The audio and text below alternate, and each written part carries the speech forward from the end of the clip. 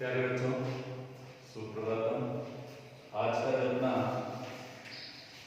प्रकरण है वो है काव्य के गुण और दोष। 2 अंक का है, यानी इसका अंक का 2 है। 1 + 1 अंक के 2 प्रश्न इसमें पूछे जाते हैं बोर्ड के अंदर, और इस प्रकरण के साथ ही आपका भाग 2 जो है पेपर का वो पूरा हो जाएगा। देखिए, काव्य का मतलब होता है कविता, और कविता की जो रचना होती है, कविता का जो स्वरूप होता है वो अत्यंत व्यापक, जटिल और सूक्ष्म होता है। यानी काव्य का स्वरूप व्यापक, सूक्ष्म एवं जटिल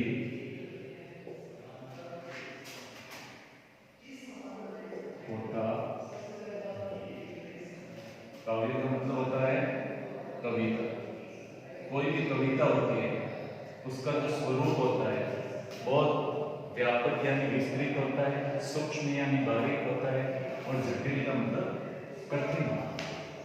और इस तरह से उसके उस स्वरूप को लेकर विद्वानों ने, विचारकों ने जो है अनेक मत व्यक्त किए हैं। यानी काव्य के स्वरूप को लेकर, ये जो स्वरूप है इसे लेकर विद्वानों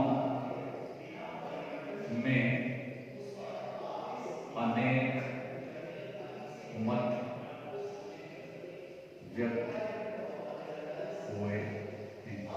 यानी इसके स्वरूप को लेकर विद्वानों के अनेक मत हैं। सबने अपने अपने तरीके से, अपने अपने ढंग से जो है इस काव्य के स्वरूप के बारे में अपना मत जो है व्यक्त किया है। उसमें जो प्रमुख है दंडी, भामट, विश्वनाथ और मम्मट।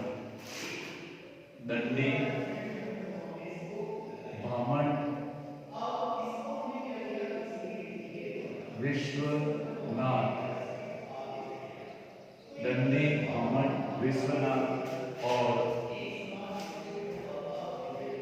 मम्मट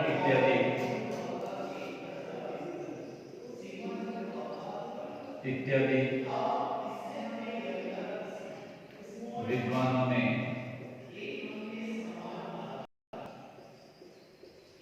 काव्य के स्वरूप को लेकर अपने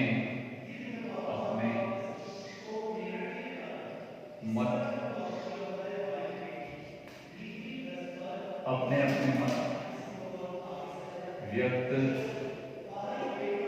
किए। यानी सबके अपने अपने मत हैं, जिसमें दंडी, भामट, विश्वनाथ, मम्मट इत्यादि ये प्रमुख विद्वान हैं जिन्होंने काव्य के स्वरूप को लेकर और चर्चा करते हुए अपने मतों को व्यक्त किया है।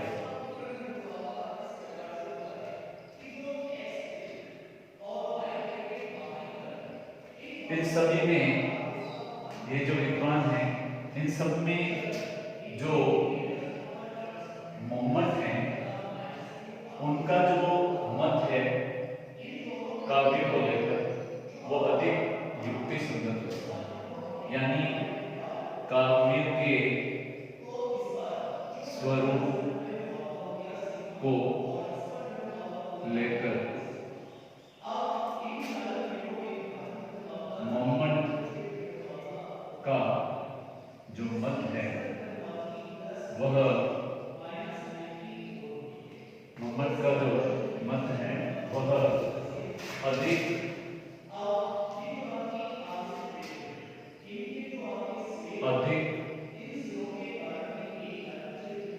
युक्ति संगत। यानी वैसे सभी विद्वानों ने अपने अपने मत रखे, लेकिन उसमें जो विद्वान मम्मट हैं इन्होंने जो अपना मत रखा है किस बारे में, काव्य के स्वरूप के बारे में। वो अधिक युक्ति से। अब मोहम्मद का इसके बारे में क्या मत है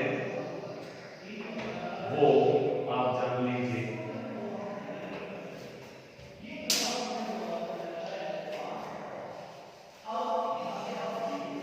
काव्य के स्वरूप को लेकर विद्वान मोहम्मद का जो मत है वो क्या है वो जानना जरूरी है।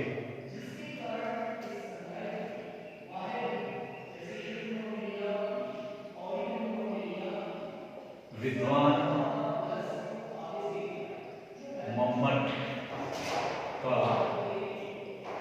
कहना है कि विद्वान मोहम्मद का कहना है कि वे शब्द और अर्थ वे शब्द और अर्थ वाक्य वे शब्द और अर्थ वाक्य कहे जाते हैं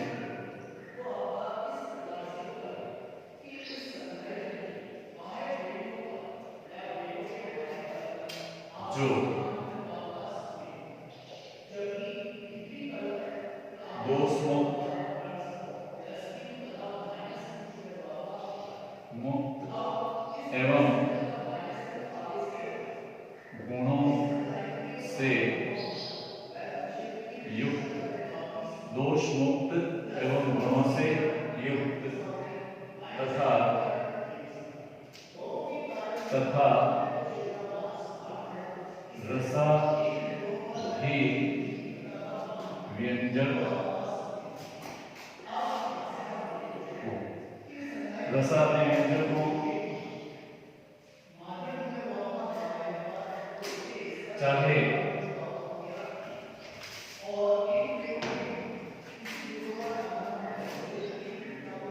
चाहे अलंकृत हो या न। ये है विद्वान मोहम्मद का मत कि कोई भी काव्य हो कोई भी कविता हो वो दोष से मुक्त होनी चाहिए तथा गुणों से युक्त होनी चाहिए। साथ ही साथ उसमें विभिन्न रसों की व्यंजना भी होनी चाहिए। ये तीन बातें काव्य में प्रमुख होनी चाहिए। दोष मुक्त, गुणों से युक्त तथा तीसरी बात रसा भी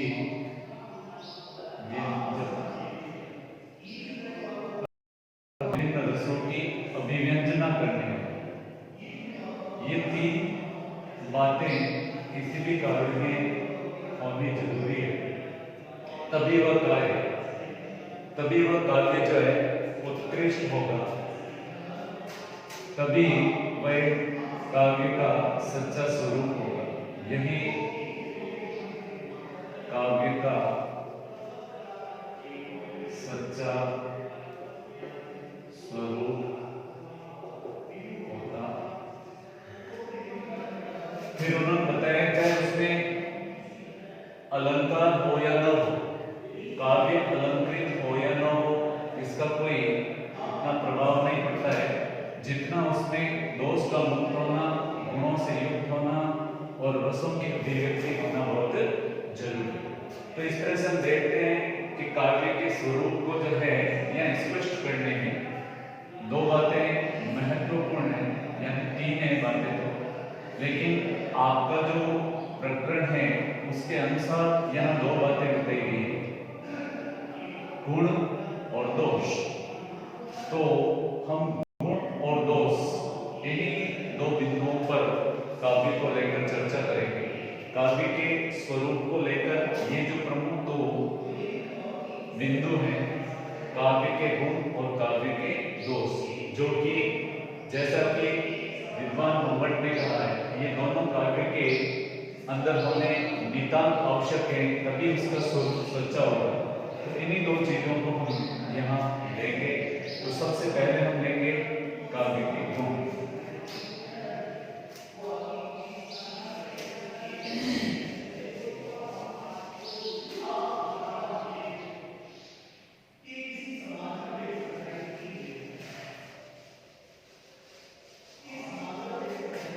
काव्य के गुण।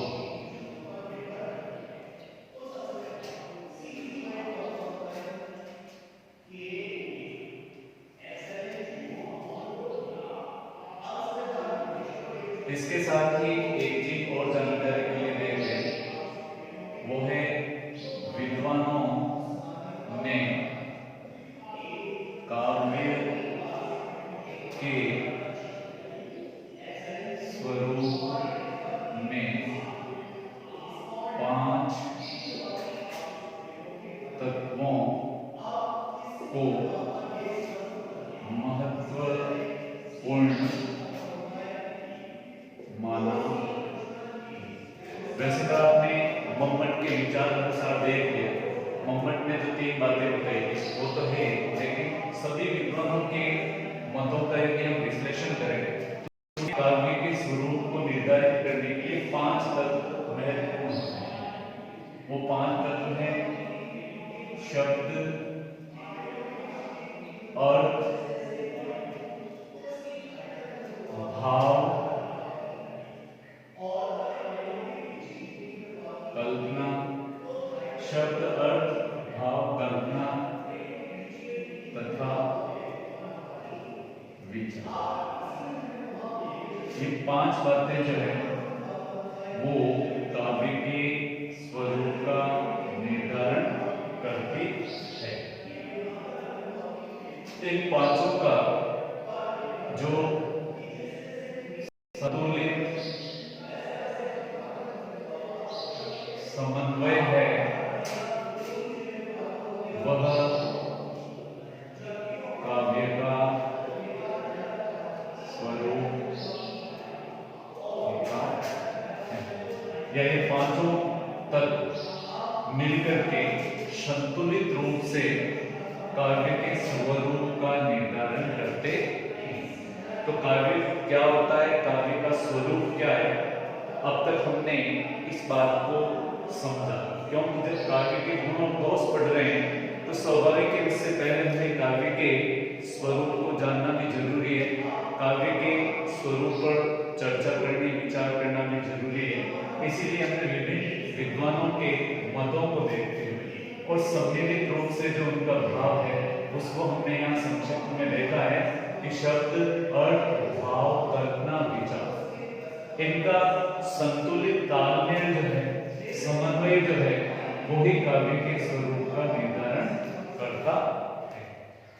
इसके बाद अब हम आ जाएंगे काव्य का जो प्रमुख तत्व है, मुख्य तत्व है, और वो मुख्य तत्व है काव्य का गुण।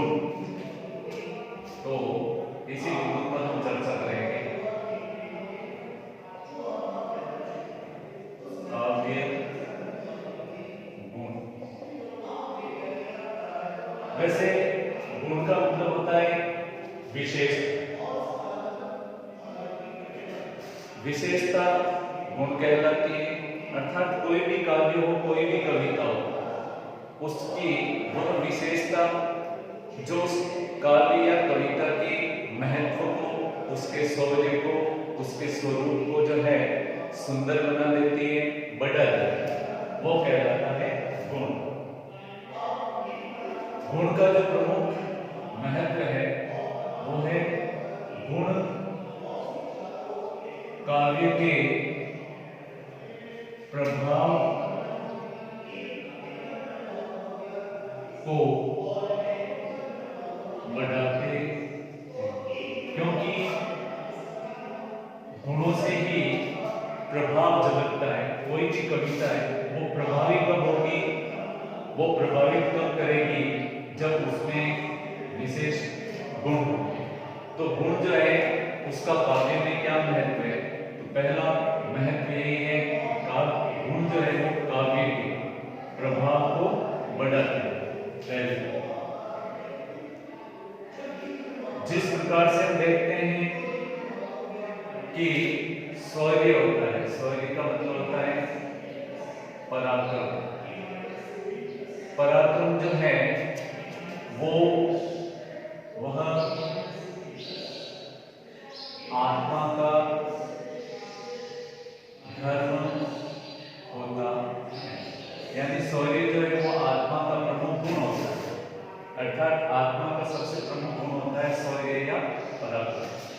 ठीक वैसे ही काव्य गुण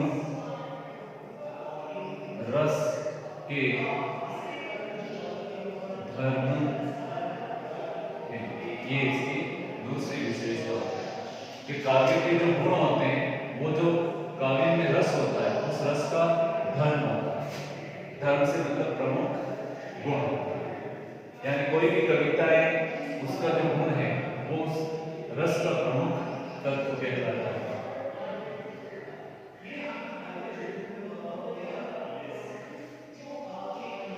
कहने का मतलब है गुण जो है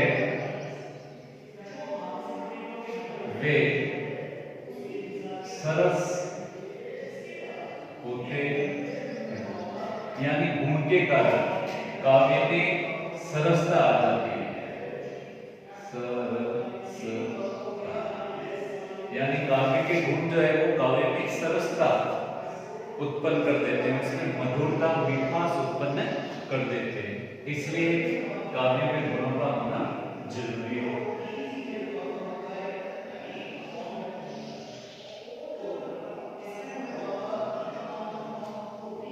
जिस तरह से काव्य के स्वरूप को विभिन्न विद्वानों ने अलग अलग तरीके से व्यक्त किया है, ठीक वैसे ही काव्य के गुणों के बारे में भी विभिन्न विद्वानों ने, जिसमें भरत मुनि, मम्मट, वामन, अभिनवगुप्त,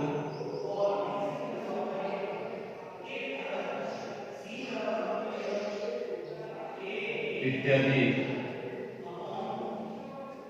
विद्वानों ने जो है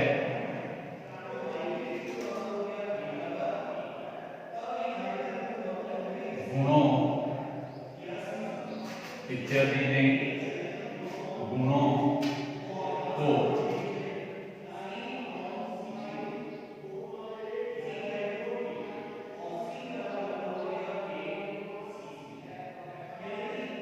रीति के अंतर्गत माना, रीति के अंतर्गत माना, यानी उनके अनुसार गुण जो है वो काव्य की रीति। ये जो प्रमुख विद्वान है इन्होंने गुणों के बारे में अपने विचार रखते हुए, गुणों के स्वरूप को प्रकट करते हुए, काव्य में गुणों के महत्व को बताते हुए और सामूहिक रूप से बताया है कि गुण जो है काव्य गुण वो काव्य की रीति के अंतर्गत आते हैं, यानी रीति के अंतर्गत गुणों को माना गया है। तो गुणों की गुण जो है तीसरा विशेषता होते हैं गुण काव्य की रीति के अंतर्गत आते। ये भी विद्वानों का मत है गुणों को लेकर। तो प्रमुख रूप से हम देखेंगे गुणों का काव्य में क्या महत्व है या गुण किस प्रकार काव्य को प्रभावित करते हैं। तो पहला गुण या पहली विशेषता गुण काव्य के प्रभाव को बढ़ाते हैं। दूसरा, काव्य गुण रस के धर्म होते हैं, अर्थात गुण है जिससे काव्य में सरसता आती है। और तीसरी विशेषता गुण काव्य की रीति के अंतर्गत आते हैं। ये तीन बातें जो है विद्वानों के मतानुसार काव्य के स्वरूप में गुणों के महत्व को व्यक्त करती है। परिभाषा यानी काव्य गुण की परिभाषा क्या है। वैसे तो काव्य गुण को लेकर विद्वानों ने विभिन्न परिभाषाएं दी है, लेकिन यदि उन परिभाषाओं को सम्मिलित रूप से देखें तो गुण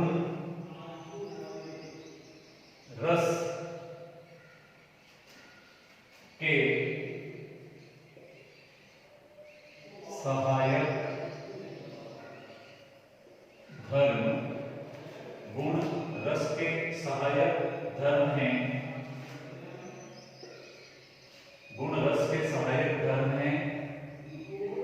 पहली बात, रस के सहायक धर्म हैं। गुण काव्य की शरद शब्दावली। गुण काव्य की सरस शब्दावली तथा पदावली में स्थित होकर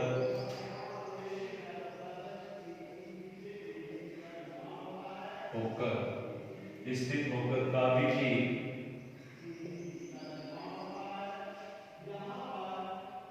श्री वृद्धि करते। इस प्रकार से सम्मिलित रूप से यदि हम गुणों को परिभाषित करें तो गुण जो है वे रस के सहायक धर्म है। साथ ही गुण काव्य की सरस शब्दावली एवं पदावली के अंदर स्थित होकर और काव्य जो है उसकी श्री यानी सुंदरता में वृद्धि करते हैं। यानी गुण जो है वो काव्य की सुंदरता को, उसकी शोभा को बढ़ा देते हैं। उसकी सुंदरता में जो है गुण जो है वो चार चांद लगा देते हैं। अपन कहते हैं ना सोने में सुहागा। यदि कोई व्यक्ति सुंदर होता है और सुंदरता के साथ साथ यदि गुणों से युक्त होता है, उसमें अच्छे गुण होते हैं, तो स्वाभाविक है वह व्यक्ति जो है और भी अधिक सुंदर लगता है, और भी अधिक श्रेष्ठ लगता है। यानी गुण उस व्यक्ति की सुंदरता को बढ़ा देते हैं।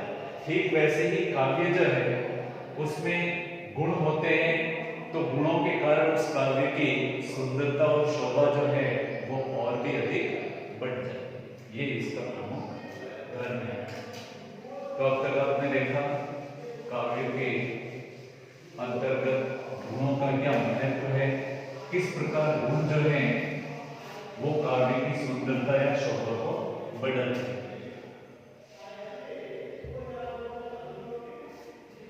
फिर है गुणों की संख्या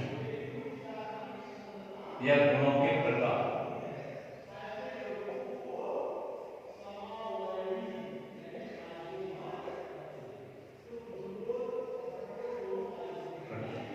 यानी काव्य के अंतर्गत जो गुण हैं उन गुणों की संख्या या प्रकार कितने हैं, तो यहां भी वही बात है। गुणों की संख्या को लेकर और विद्वानों में मतैक्य नहीं, यानी सभी विद्वानों के अपने अपने अलग मत हैं, एक मत नहीं है। सबने अलग अलग संख्या का निर्धारण किया है, जिसमें भरत मुनि ने काव्य गुणों की संख्या 10 मानी है। आचार्य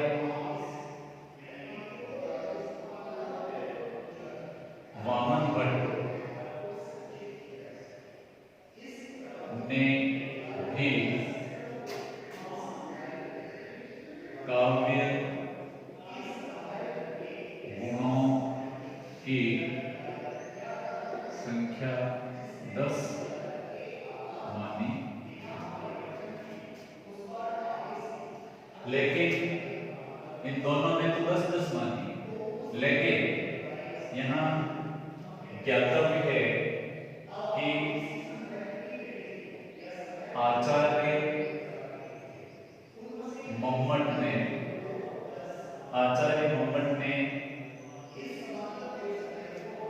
इन 10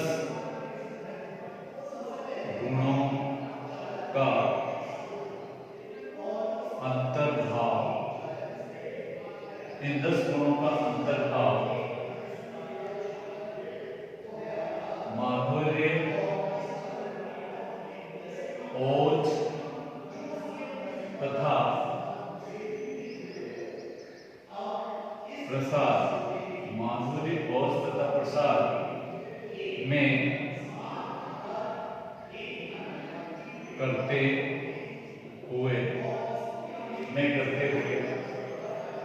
और गुणों की संख्या 3 मानी। यानी आप देख रहे भरत मुनि ने काव्य गुण 10 माने, वामन भट्ट ने काव्य गुणों की संख्या 10 मानी है। लेकिन आचार्य मंमट जो है उपर्युक्त दोनों विद्वानों से सहमत नहीं। उन्होंने इनके जो 10 गुण थे उन 10 गुणों का जो अंतर्भाव है वो किसको मान लिया? माधुर्य को, ओज को और प्रसाद। इस प्रकार माधुर्य, ओज और प्रसाद इन 10 को 3 में समाहित करके और मंमट ने जो है काव्य गुणों की संख्या 3 ही मानी। यानी मंमट के अनुसार काव्य के गुण 3 माने गए हैं और वो 3 प्रमुख गुण कौन से हैं? वो इन माधुर्य, ओज और प्रसाद के आधार पर उन्होंने जो है इसका निर्धारण किया। अब 3 कौन से प्रमुख गुण हैं उस पर हम विचार करेंगे। मंमट के अनुसार काव्य के जो गुण हैं, इसके अनुसार मंमट के अनुसार काव्य के गुण 3 हैं। पहला जो है माधुर्य, दूसरा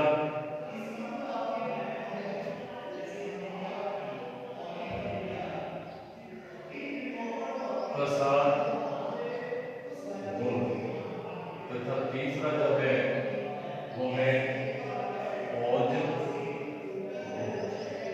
यानी मंमट ने जो है काव्य के ये 3 गुण माने हैं, माधुर्य गुण, प्रसाद गुण और ओज गुण।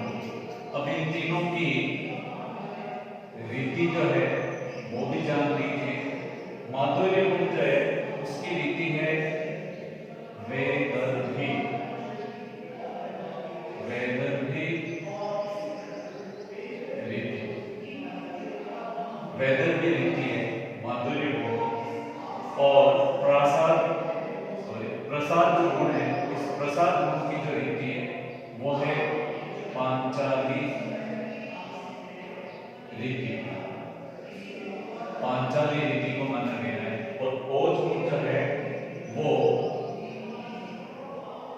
गौड़ रीति से माना गया है। तो काव्य के गुणों में थी, इन तीनों गुणों की रीतियां भी हो गई थी। माधुर्य गुण की वैदर्भी रीति, प्रसाद गुण की पांचाली रीति और ओज गुण की गौड़। इनकी वृत्ति भी जान लीजिए। वृत्ति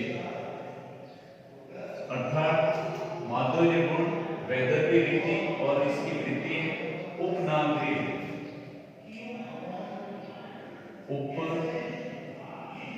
उपनागरी वृत्ति। फिर प्रसाद गुण, पांचाली रीति, इसकी है कोमल वृत्ति, कोमल यानी जहां कोमल वृत्ति होती है, पांचाली वृत्ति होती है, वहां प्रसाद गुण होता है। और गौड़ वृत्ति जो है ओज गुण की, और उसकी वृत्ति है परस,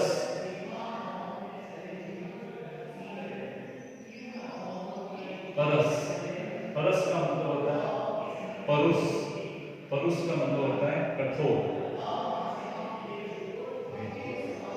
यानी जहां भी परस वृत्ति होती है, कठोर वृत्ति होती है, वहां ओज गुण होता है। जहां कोमल वृत्ति होती है, प्रासाद गुण होता है, और उपनगरी वृत्ति होती है, वहां माधुर्य गुण होता है। तो ये तीन तो हो गए काव्य के गुण। ये तीन हो गई रीतियां, और इन तीनों की ये हो गई वृत्ति। इस तरह से आप इस टेबल को जो है अच्छे से याद कर लें, क्योंकि कई बार इससे संबंधित प्रश्न भी पूछा जा सकता है। एक नंबर का एक प्रश्न पूछते हैं, एक नंबर के दो आते हैं, तो लघुत्रात्मक प्रश्न ही होता है। ऐसे में कई बार गुण, रीति और वृत्ति के बारे में पूछ लिया जाता है, तो आपको इनको इस टेबल की सहायता से याद करना। अब हम प्रत्येक गुण को जो है देखेंगे। तीन जो गुण इसमें बताए गए हैं, माधुर्य गुण, प्रसाद गुण और ओज गुण।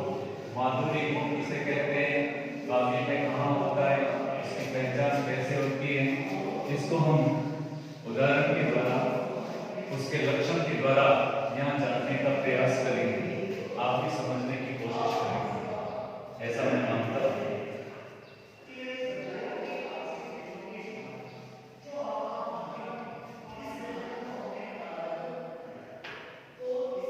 सबसे पहला है आपके माधुर्य।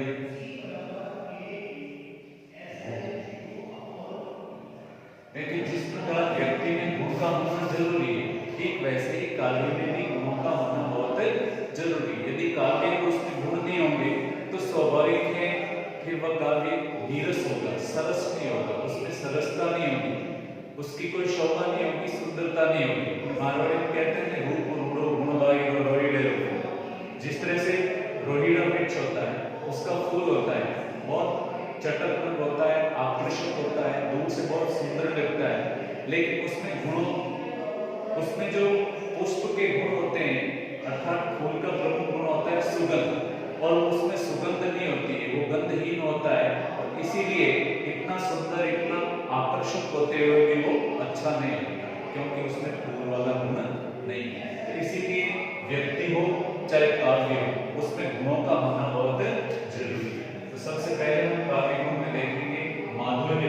माधुर्य गुण किसे कहते हैं, तो सबसे पहले तो माधुर्य शब्द जो है, इसका शब्दार्थ होता है मधुरता। माधुर्य, माधुर्य का शाब्दिक अर्थ होता है मधुरता। मधुरता, साथ ही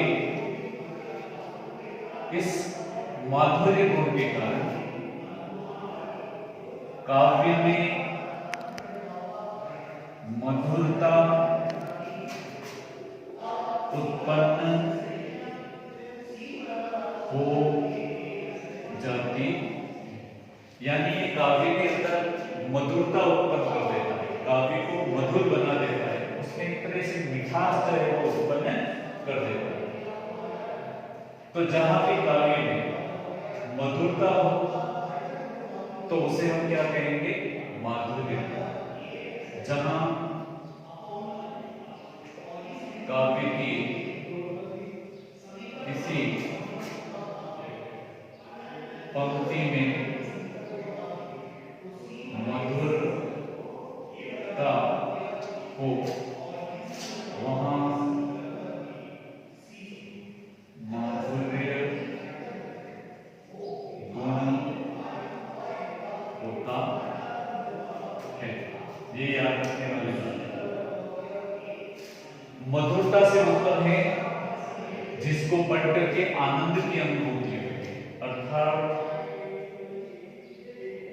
जिस काव्य को पढ़कर आनंद की अनुभूति होती है, वहां माधुर्य गुण होता है। यानी ऐसा काव्य, ऐसी कविता जिसको पढ़कर मन आनंदित हो जाता है, मन खुशी से भर जाता है। कहने का मतलब है मन गार्डन गार्डन हो जाता है। ऐसा जो काव्य है, ऐसी जो कविता है, वो माधुर्य गुण से युक्त कविता होती है। तो इसको पहचानने का सीधा सा तरीका है कि जहां भी आप जिस काव्य को पढ़ते हैं, काव्य को पढ़ करके आपकी आत्मा को, आपके मन को आनंद की अतुलित अनुभूति होती है, अत्यंत आनंद की अनुभूति होती है, तो समझ लीजिए वहां माधुर्य गुण है।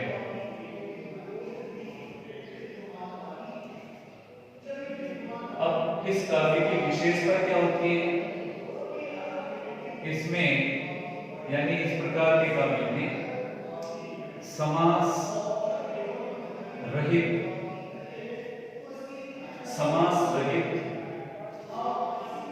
कोमल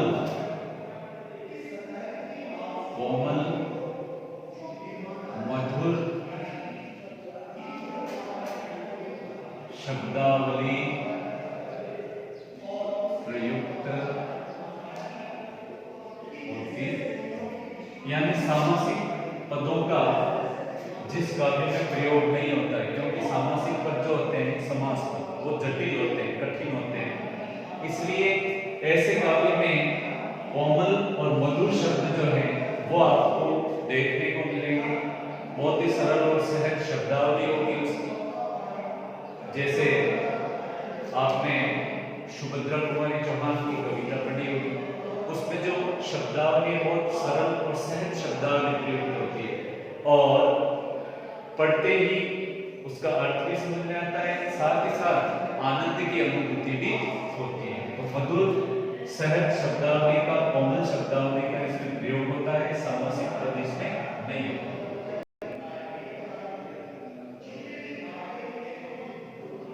दूसरी बात, यह गुण जो है वैदर्भी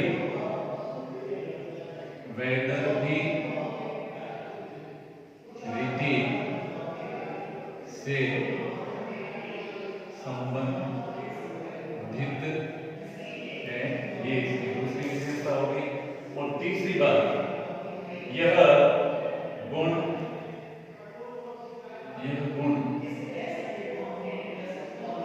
श्रृंगार, शांत तथा तरुण, श्रृंगार, शांत तथा करुण रसों में प्रयुक्त होता, यानी जहां भी काव्य में आपको श्रृंगार रस, शांत रस या करुण रस की अनुभूति होती है, तो निश्चित तौर पर वहां माधुर्य गुण होता है।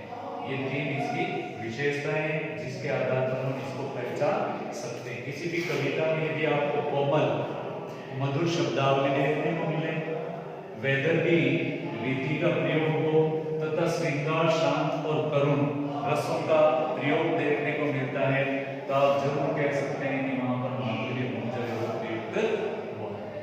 यही इसकी पहचान है। इसका एक उदाहरण जो मैं आपको बताना चाहूंगा, उदाहरण क्या है वो देख लीजिए, क्योंकि हो सकता है आपको परीक्षा में उदाहरण पूछ लिया जाए और उदाहरण के आधार पर जो है आपको बताना हो कि इसमें कौन सा गुण है। तो एक दोहा आपने पढ़ा होगा, बिहारी का है, सगन कुंज छाया सुखद, सगन कुंज छाया सुखद, शीतल मंद समीर,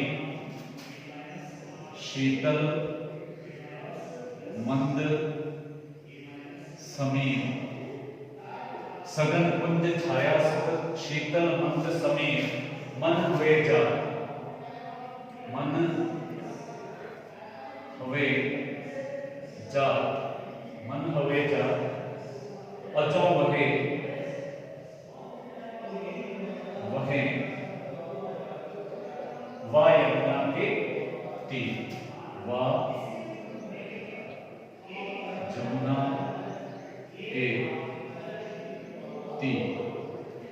ध्यान देख रहे हो कि सरल सहज शब्दावली का प्रयोग हुआ है, साथ ही यहाँ पर जो है सुंदर श्रृंगारिक वर्णन भी हुआ है, जहाँ यमुना के किनारे का बहुत ही सरल सहज सुंदर मनोहारी वर्णन जो है कवि ने किया है। तो निश्चित तौर पर यहाँ